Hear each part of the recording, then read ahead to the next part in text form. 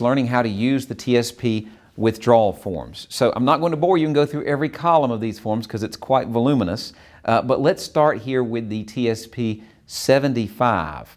This one is titled the Age-Based In-Service Withdrawal Request. So let's break down those words real quick. What is age-based? Age-based means you are 59 and a half or older. 59 and a half or older, and you're still in service. So we're going to look at some other forms after you retire, but right now we're talking about still employed. In service means still employed. So you're 59 and a half, you're still employed, and you want to make this withdrawal request. This is the form that you would use, and it's got some complications, so let's walk through it. I'm going to take you to the biggest concern that you have. If you look on the screen here, I'm going to put up box 2, which is a withdrawal request form. This is the amount you are requesting. So if you'll notice with this then, while you're still employed, you can request any amount from the TSP simply because you've reached that magic age of 59 and a half. Now why half, I don't know. I guess half the politicians wanted 59, the other half wanted 60, so they compromised at 59 and a half. That's what it is, But when you reach that age, you can put whatever amount you want on this line and you can withdraw it. Now, if you'll notice the very next box down, it says transfer election. Here you can elect to transfer that withdrawal directly to an IRA, or if you have Roth TSP, you can also do it to a Roth IRA if you would like. And so you can check that box, and then you'll take note that a couple of pages later, there is on box 9, where you can put in line 29, you can tell them how much or what percentage of the amount you are requesting that you want to transfer to your IRA. So let me help you out. You're 60 years old and you are ready to buy that boat before you're ready to retire. Let's just play that game for a minute. And you need $20,000 to buy that boat. You can move your TSP out, decide what percentage of your TSP withdrawal needs to be put in your pocket. Again, now they're going to withhold 20% mandatory federal withholding.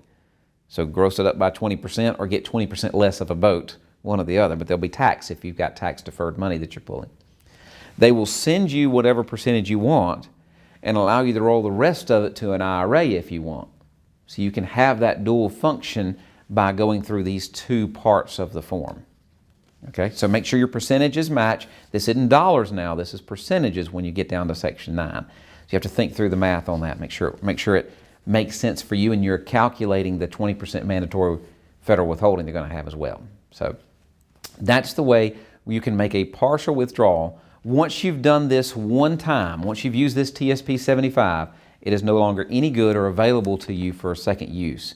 So if you do this because you want to get your hands on a little bit of the money for some great purpose, you won't be able to do that again. So if you think you may need more money before you retire, you might want to move a portion of that money to an IRA or Roth IRA to have more accessibility. So we're understanding the withdrawal options, the pros and cons within the TSP. So that's while you're employed if you want to move the monies out. Next, let's talk about a full withdrawal. So you'll see on the screen now that we have the TSP 70. The TSP 70 is clearly titled Request for Full Withdrawal. There is one other form that we're not going to cover today, the TSP 77. It's very similar to this. It's the TSP partial withdrawal. If you don't use your in-service withdrawal before you retire, then you can use one partial withdrawal and then you have to go to the full withdrawal option. So let's examine this form and the TSP 77, that partial withdrawal, you can look that up if that applies to you as well. So you're fully retired and you want to do something with your TSP. This is your main form that you would consider using. Let's look at the boxes here on the screen. Section 4 it is called. You will see that you have multiple options on this form. The first option says, I'd like to withdraw my entire balance as follows. You can get a single payment. Watch out, that's a big tax day if you make that election. You can get a life annuity, or you can choose TSP monthly payments. And if you'll notice in this section, box 23, A, B, and C, those are all percentages as well. So you can take, again, not a specific dollar amount, but a percentage of the money and take possession of it. Watch out, 20% mandatory tax. Yes, that happens there. You can turn a percentage of it into a guaranteed income stream where basically I think it's MetLife that manages that contract. You can pick from about 17 different options how long you might live, your spouse might live.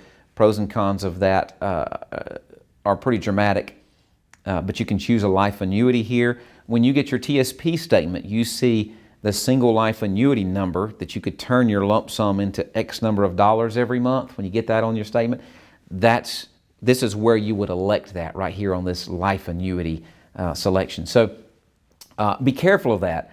Make sure you understand if you put your money into a life annuity, you are giving up control of that lump sum forever in exchange for a guaranteed income as long as you and or your spouse live. Make sure that's what you need. It seems oftentimes that federal employees already have guaranteed income in the form of the federal pension, Social Security, and the TSP tends to be something that can be used for occasional withdrawal needs as opposed to a guaranteed income flow. But that's an option that you have within the TSP. And lastly, you can just request TSP monthly payments. Now, when you choose the monthly payment option, that is the number, and you must keep it that way until the turn of the year.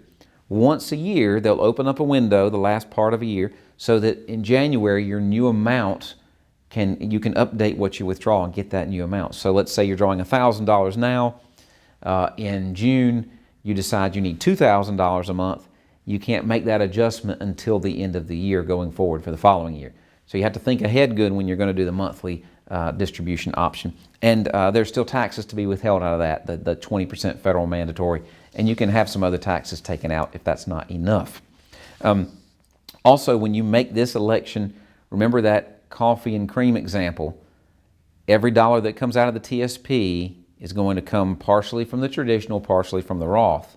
If that's what you have done, if you've built it with both buckets, it's going to be distributed from the TSP that way as well.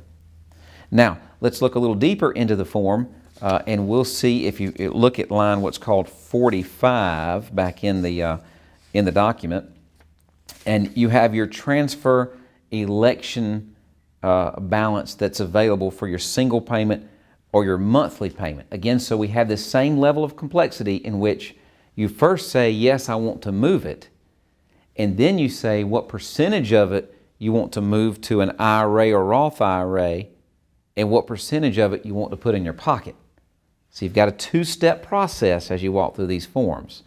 And then one more layer of complexity. If you have the Roth, this specifically is the transfer form you have to complete for the Roth. Where does it need to go? Your custodian, again, if you're moving it directly to a Roth IRA, you need to make sure the custodian is listed. And if you do not complete this form, this part of the package, and you have a Roth TSP balance, the federal government, the TSP, will send your traditional TSP to wherever you told them to send it, and they'll send you a check for your Roth amount. So be careful. This form is critical. You've got to have it as part of the package if you have some Roth balance, and tell them what to do with it, or else it's showing up in the mail. So if it shows up in the mail, seek tax advice because it's probably not what you intended, and it messes up the tax planning you were probably doing. There are some fixes to that, but you need to make sure you ask and get some good support on that.